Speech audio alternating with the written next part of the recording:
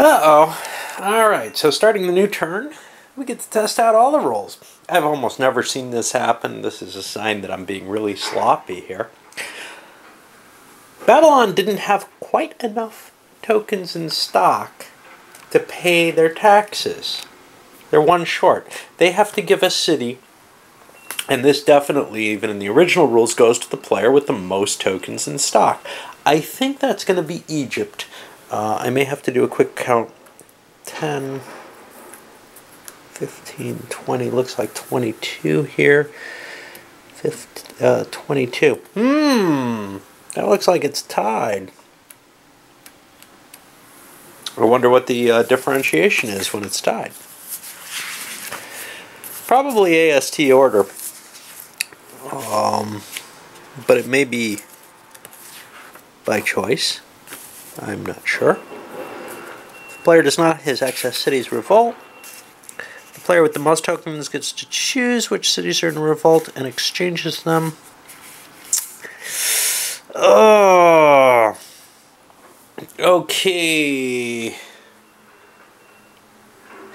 I'm going to say it goes in AST order because all ties are supposed to be broken in that if there's not a statement otherwise. So, it looks to me like Africa gets a Babylonian city. Now, what does Babylon want to give up? They'd rather not increase their risk of a floodplain, I think. We're going to give this. And, you know, that's a sign that they probably expanded a little too quickly, no? Alright, well, Africa certainly could use it, and when you see a real game, there's often sloppy players, especially with newer players, who will allow things like that to happen. But I'm not used to that in my solo games. Oh well.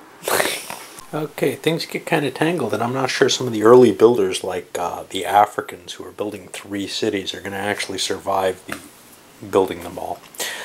They were hoping. They need the points to bump themselves over that 2-color line. But let's see what happens here. So we opened up with Thrace, which kind of shipped some of their men down and are building a second island city down here. Great. Africa, like I said, 3 cities, and nobody's trying to break this one up. The Egyptians have plenty of city sites. What they don't have is population, and they want to make sure that they can survive. Wiping out some of their men wouldn't work. They couldn't build a 4th city. They had not enough people on the board. That puts us on Italy. Italy did something kind of cute. First of all, they're trying to build cities all over the place, but I think they got whacked here by the Thracians over in this space. But here, what they did was they shipped some of their men up and back. They shipped some to Thera here, and then came here and shipped some more in. You can see the Cretans came in and are reclaiming their island. They're going to destroy that unit. Moving on to them, well, they're kind of pushing, but in most cases they're getting hit by the Eastern powers striking them. They may also have problems. One thing they did was they used their astronomy as well. Part of it was to ship them over here, but then also back here. You're allowed to cross as many sea zones as you can with your 4 movement or 5 movement if you have cloth making. Quickly, Babylon, not enough men to build another city. So they spread out and kind of are taking advantage of their late move to attack people. Well, to attack the Cretans. We see the Assyrians slipped in here and kind of moved around to optimize their own existence. They're also pushing back on Crete. Crete's getting very, very powerful here in Asia Minor, and that's dangerous. And Egypt, trying to do what they can to survive. They slipped in here. They're going to finish those Cretans off. And this boat is probably not worth maintaining for $1 if it's got to travel 2 spaces to pick someone up and 2 to go somewhere back. But we'll see what the nature goes to. The reason I built the ship was I was thinking about landing Crete over here in North Africa, well, on this part of North Africa to the west, instead of on the Nile. Anyway, take care of the combats, build some cities, see what happens. Disasters galore, as is the case when you don't play with the expanded trade cards. Well, first one hits poor Egypt. And boy, they didn't need this. They're struggling enough already, right? All because they didn't hold back, it seems like.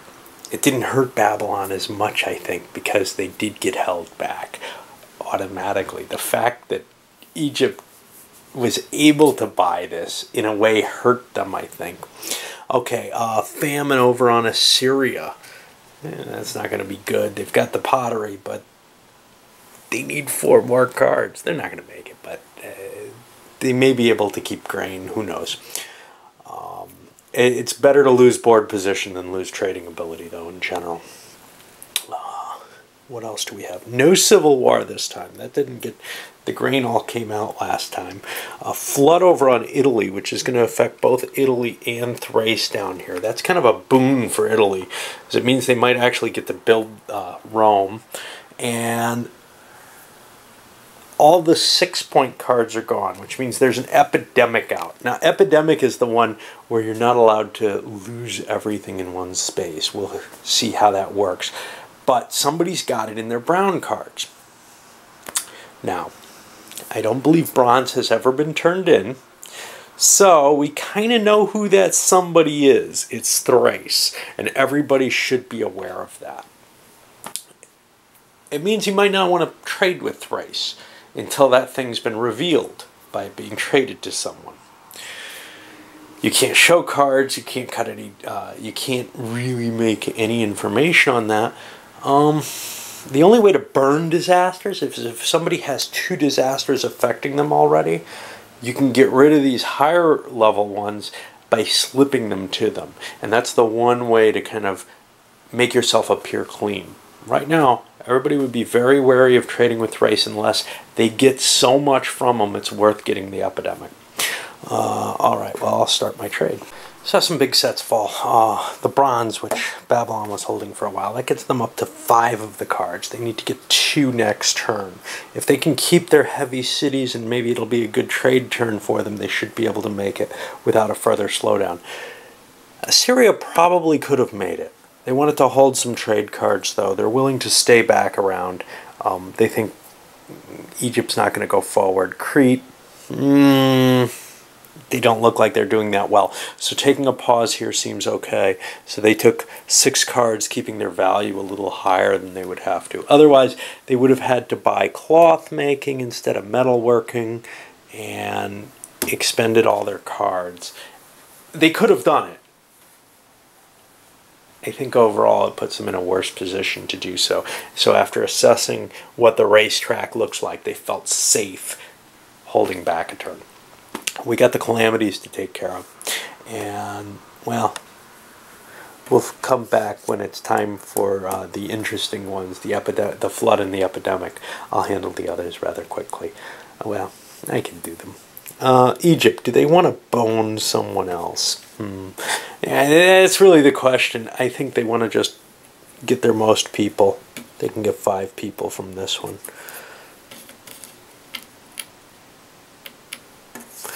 And that gets them a quick 2. I gotta do the famine. Okay. So Syria took their 9 points. They allocated 11 to Crete because they think Crete is in the lead in terms of being even with them in Egypt, and Egypt is so bad, in such a bad shape, they don't think Egypt's going to make the level anytime soon, but Crete might. Crete, unfortunately or fortunately for them, had 3 grain, along with a pottery that canceled it out. The other 9 they threw on Babylon, who out of the next tier is really the scariest. Babylon's in kind of second place, but they've fallen back, but they're going to be moving up and being in tide. They should have been hit with the 11, actually. The fact that the horse race is, they're not evident as being in the first place, but Assyria is holding back, everybody's holding back. Crete is going to be moving up, though, so it's not that terrible. Anyway, definitely hurt Babylon a significant amount. They need to get 2 cards next turn, so that might be tough for them. Our next is the flood. Let's look up the rules on flood. That's going to be 17 unit points on the floodplain, and then they can deal out, what, 10 points belonging to other players. So, well, his 17 is these two, and the 10 is these. I got to check to see if those cities can remain supported. I'm kind of worried about Italy's cities. They look kind of sparse. I'm pretty sure Thrace is okay. I don't know how many people they have, but it's a lot. And now the final one is our epidemic. The Civil War, of course, didn't come out this time. Remember to put the flood back. And for the epidemic, remember, this got turned up as soon as it was traded, and Egypt made a deal, essentially. They got cards they kind of wanted in exchange for this, but this is going to be painful. They're going to lose 16 unit points, and then they can order 15 or 25 from other players, no more than 10 from any individual. And the player who passed the card to him is immune, which is Thrace. This can't depopulate, which means cities only count 4. Okay, 16 is a lot for poor Egypt. I'll come back after the effects of that. Well, Egypt was lucky. They were able to actually exactly pay for it, which means they got no bonus. They took their full 16 points and are completely wiped out. They're going to fall back a space this turn. Ouch. They hit their good buddy Africa for 10. This is because they're fighting Africa so hard. Africa took the points. You can see they disabled their city and pretty much wiped out otherwise. They hit the leaders then. Assyria with 10, which you can see kind of did some serious damage there. And Babylon with 5, which I don't know what it knocked out. But another city. They couldn't... epidemics are really painful in terms of destroying cities because of the no depopulation rule. So that kind of puts a little bit more balance into things, except for poor Egypt and Africa, who are caught in their fights. Let's take a look at what happens to our track, though. And you do not see people falling back often, especially with the expanded trade cards. Let's see. Africa. They made their 3 colors. They picked up astronomy this turn. I don't remember what they had. A bunch of cloth, like 4 cloth or something. Italy made their 3 colors, but they made it on something cheap, cloth making. Thrace, nah. They held their cards pretty much. Unable to go forward. Crete, no problem. Assyria chose not to. Babylon goes forward because they're okay, but Egypt falls back another space. Ouch. Yeah, it's really painful.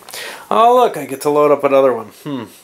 These should be getting quicker soon in the sense that I should be speaking less and looking less into things. But it's tough because it's hard to capture anything of interest in the game without getting into some detail, I guess. Oh, well.